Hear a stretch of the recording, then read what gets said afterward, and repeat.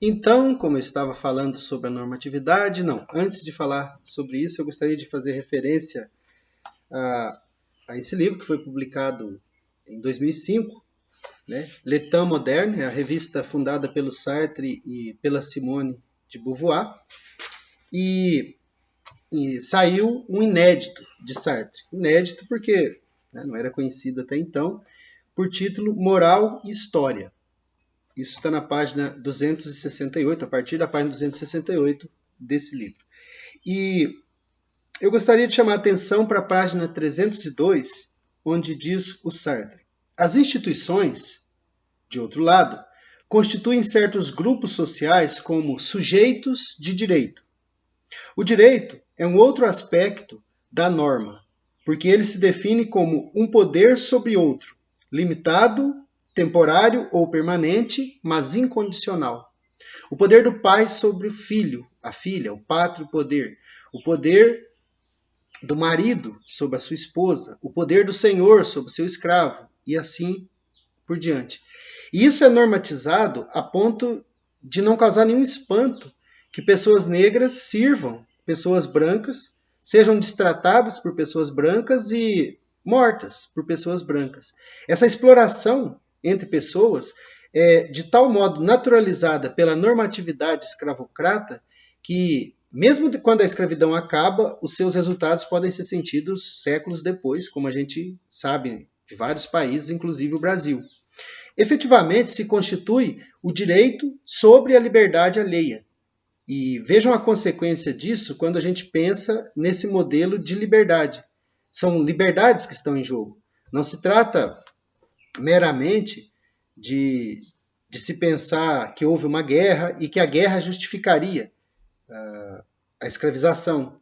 Se trata de pensar que a estrutura normativa é de tal modo escamoteada que absurdos, que são absurdos evidentes, passam a ser normais, passam a ser a norma. A normatividade, conforme eu dizia, que faz com que a hipocrisia seja inserida como uma das primeiras, um dos primeiros atos educativos dos pais ou dos responsáveis com seus filhos, faz com que a sociedade haja do mesmo modo.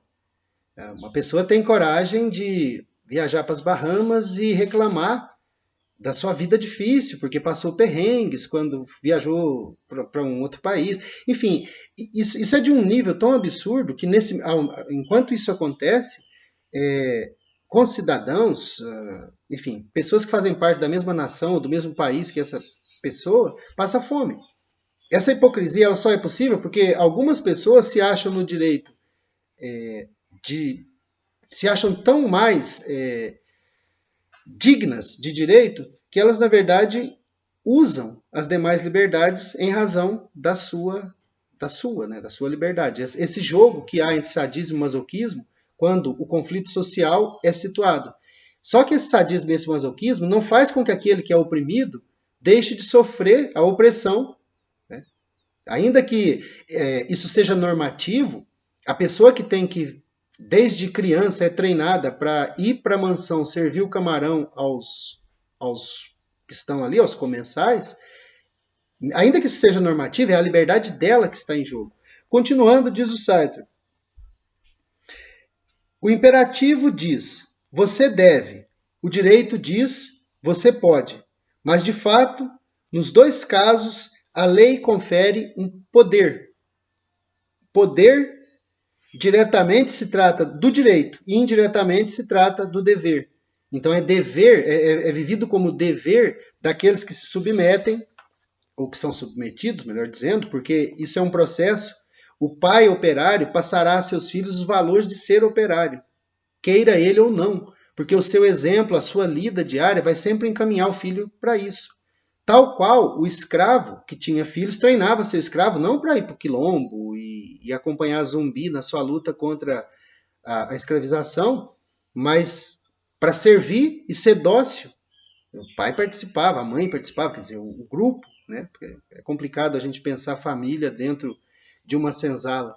Mas é muito interessante a gente notar que, embora usando os negros, que eram mais interessantes na reprodução, para ter várias mulheres, as pessoas que faziam isso lá na Casa Grande mantinham seus casamentos de fachada, porque não só os homens tinham amantes negras ou brancas, mas também as mulheres. Então essa hipocrisia da norma traz aquele primeiro princípio, qual? Não se trata de trazer para a existência de fato a norma, se trata de cuidar-se diante do olhar do outro. Então é essa liberdade que efetivamente é vivida. Quando alguém toma uma decisão, por exemplo, sendo ele operário, defende a causa do patronato, dos industriais, enfim, dos capitalistas, quando ele faz isso, é a liberdade dele que o faz, mas é uma liberdade que foi cooptada nesse movimento. Percebam, eles foram educados nisso. É complicado a gente pensar que o jovem nazista, com 14 anos, que fez parte da juventude hitlerista e tentou se sacrificar pela causa imaginária, era uma causa imaginária que seus pais lhe transmitiram, que a escola lhe transmitiu, que a igreja não discordava, não havia discordância. Então, essa criança, adolescente, 14 anos, que morreu nessa luta, ela só pode ser pensada como vítima, ainda que tudo aquilo que ela fez advenha de atos livres e de escolhas que ela fez, mas ela fez situada naquele ambiente. Evidente que em outro ambiente... É muito interessante que o próprio Descartes fala isso, né? Que se tivéssemos sido educados entre canibais, a gente comeria pessoas. Isso não seria um problema. Então é importante que a gente perceba que a normatividade ela é a nossa maneira de constituir o mundo, mas que o grande problema é quando ela não permite a reflexão.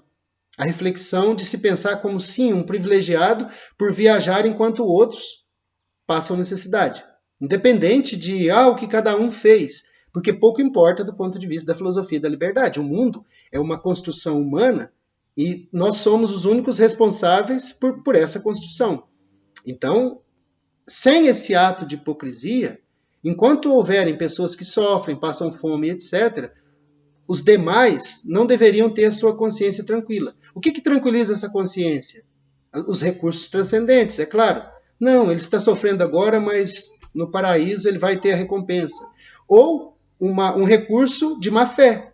Ou seja, eu fecho os olhos para a história, fecho os olhos para todos os argumentos, fecho os olhos para a crítica socialista e mantenho a minha crença ou a minha fé de que cada um recebeu por mérito aquilo que fez na sua lida diária. Que é mais ou menos o que acontece com o crente fanático que acredita que ser rico ou pobre é também algo definido por Deus.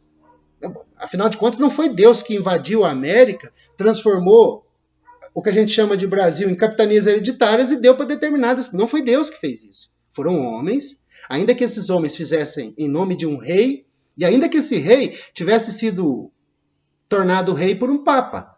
E o catolicismo, né, com as suas verdades e etc., tenham apoiado isso. O mesmo ocorre do outro lado da cordilheira, no Peru. Eles chegam para um líder de um outro país, um imperador, e oferecem para ele, numa língua que ele não compreendia, um livro, e esperam que ele reverencie o livro. Como ele não reverencia, eles o apreendem e leiam a história e percebam que a hipocrisia, ela sempre tem uma normatividade, e essa normatividade, não raro, se trata de escolhas situadas que acabaram sendo engessadas e, sobretudo, falta reflexão. É muito estranho a gente pensar o cristianismo como justificativa do massacre que os espanhóis promoveram na América dita espanhola atualmente. É estranho, é no mínimo estranho. Porque os evangelhos não trazem nada disso. Como é que isso se transforma? Bom, a normatividade. Quando se fala na tradição católica, é a normatização de coisas absurdas, que tornam a religião viável e sustentável por tantos séculos, né? Ela não é eterna, convenhamos, ela começou no ano 0, que seja, né? Ela tem a mesma idade, pode até ter a mesma idade de Jesus, mas ela não é eterna.